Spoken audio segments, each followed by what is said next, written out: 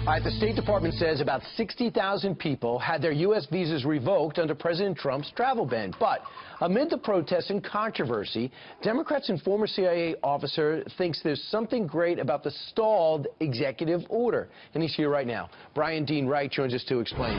Brian, you've seen the worst. You know we're in a battle of the war on terror and ideologies. Yeah. What do you like about this, the ban as it was proposed and rejected by the Ninth Circuit? Yeah. If you look at the very beginning of this executive order, it talks about something really important, and that's fundamentally about values, right?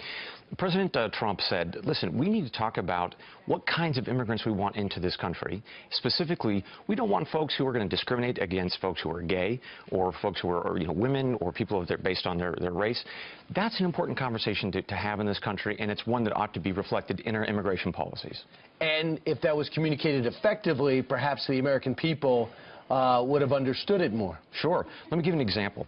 In Saudi Arabia, a couple of months ago, there was a woman arrested for daring to take off her head covering, her hijab, right?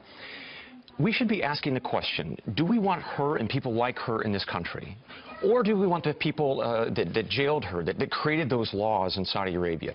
As a country, what kind of immigrant do we want? Because fundamentally, immigrants, yes, have rights, but they also have responsibilities. And I think that that's the part that's missing in this whole conversation. It's about American values. We need to have that debate. Yeah, and because it also, not only that depends, we're not talking about somebody who'll be an asset in your block party. Sure. We're talking about somebody that might turn and try to kill you. That's right. Because it's about security. So also, honor killings are also another issue here. Sure. Don't you believe on some level Donald Trump is seeing what we're seeing in Europe, especially Germany, and that a lot of it within the Sunni community is a Salafist sect, sure. And the Salafists are uncompromising, for the most part, terrorists. Right.